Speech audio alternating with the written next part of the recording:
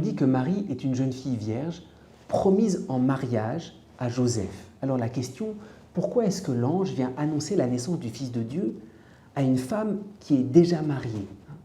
Alors on pourrait dire, et c'est vrai, c'est la première réponse, c'est que Dieu cache ses œuvres. Grâce à la Sainte Famille, personne ne s'est aperçu de la venue de Dieu dans le monde. Mais il faut bien voir de quelle manière Dieu cache ce mystère de l'incarnation, de la venue du Fils de Dieu dans ce monde. C'est pas seulement caché en étant une façade, parce que parfois on peut s'imaginer un peu cela. Il y a Marie et Joseph, mais en fait c'est un revêtement extérieur. Et puis Jésus vient un peu comme un ange qui se cache derrière cette façade qu'est la Sainte Famille. Il y a quelque chose qui va beaucoup plus loin. Entre Marie et Joseph, il y a un véritable mariage. Il y a un véritable amour humain.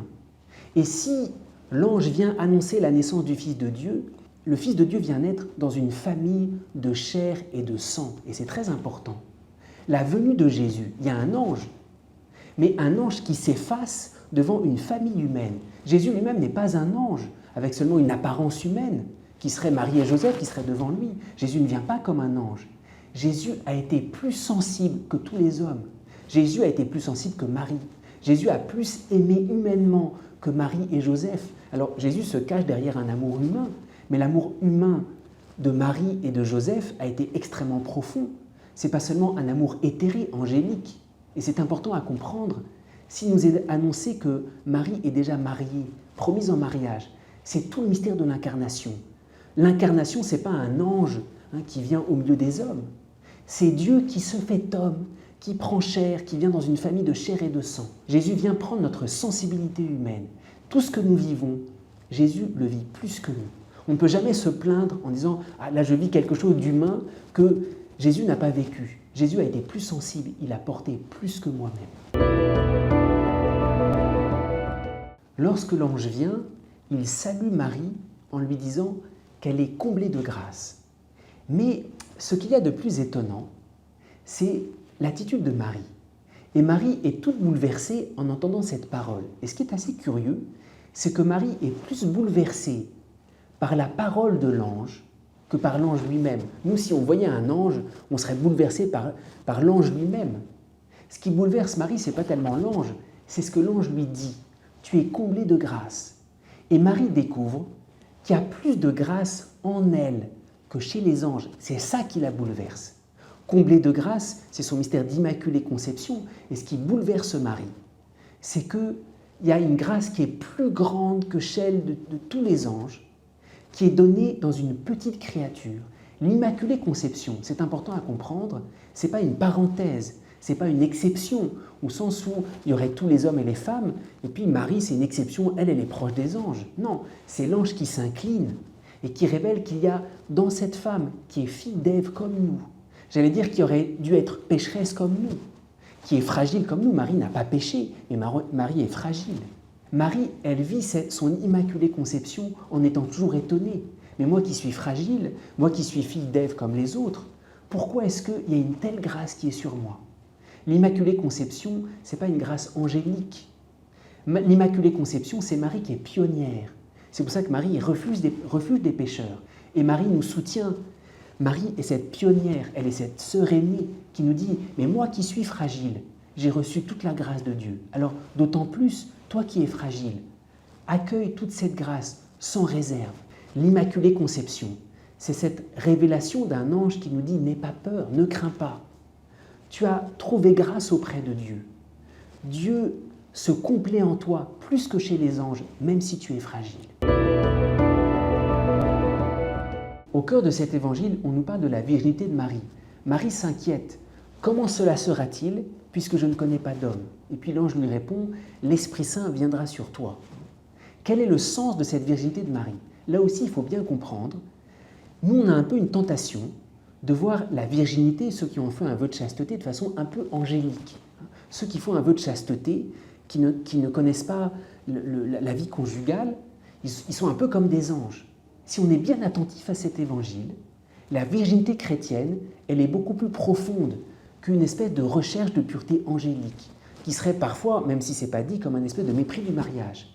La virginité chrétienne, elle se comprend à partir des paroles de l'ange qu'il a dit juste avant, à partir de l'annonce de la victoire définitive, qui est en fait la résurrection du Fils de Dieu.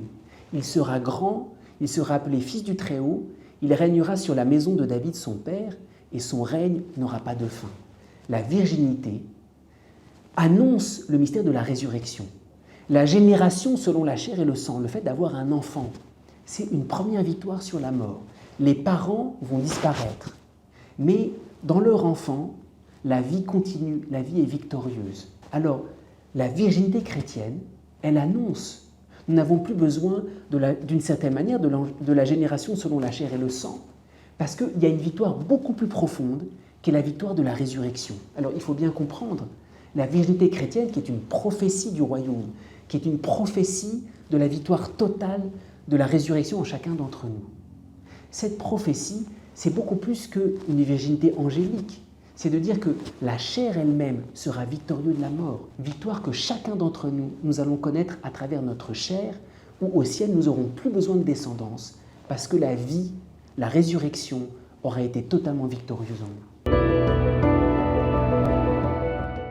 Au terme de cette annonce de l'ange parle à Marie d'Élisabeth. Voici que ta cousine est enceinte, elle en est à son 6e mois, alors qu'on l'appelait la femme stérile, car rien n'est impossible à Dieu. Tout cet évangile de l'Annonciation termine par le signe d'Élisabeth, qui est le signe de la vie de Dieu, victorieuse de la stérilité. Et c'est important à comprendre. Le mystère de Marie, c'est beaucoup plus qu'une victoire sur la stérilité. Marie n'est pas stérile. Marie, elle est vierge. Par contre, Élisabeth est stérile. Et c'est très étonnant. Élisabeth, c'est un signe que tout le monde peut comprendre. Une femme, voilà qu'elle était stérile toute sa vie. Tout le monde peut voir ça. Il y a un passage de Dieu. C'est un signe, j'allais dire, qui est à notre portée. Par contre, le mystère de Marie qui est vierge, c'est un signe qui nous dépasse, qui est beaucoup plus mystérieux. D'ailleurs, la virginité de Marie est totalement cachée. La stérilité d'Élisabeth, et puis l'enfantement d'Élisabeth, tout le monde l'a vu. Par contre, le fait que Marie était vierge, ça c'est réservé à Marie elle-même, c'est réservé à Joseph. Alors c'est important à comprendre, il y a le signe qui est Élisabeth, et puis il y a la réalité qui est le mystère de Marie. Le signe est visible, victoire sur la stérilité, et c'est très impressionnant. Mais le mystère de Marie va beaucoup plus loin. Et quand Dieu fait quelque chose, il ne se contente pas, comme pour ce signe d'Élisabeth, d'être victorieux de nos stérilités. Il fait toute chose nouvelle. Marie, c'est toute chose nouvelle qui recommence. C'est le mystère de Jésus, c'est une victoire beaucoup plus profonde. Nous, souvent, on attend Jésus comme celui qui va nous aider à être victorieux de nos morts, de nos stérilités, comme pour Élisabeth. Mais quand Jésus vient, il nous entraîne dans une gloire qui surpasse la victoire sur nos stérilités. Alors c'est important de voir ce signe d'Élisabeth, qui n'est qu'un signe, j'allais dire, qui renvoie au mystère de Jésus, qui ne se contente pas d'être victorieux de ces petites stérilités passagères, même si elles sont dramatiques, qui commence à faire toute chose nouvelle en nous.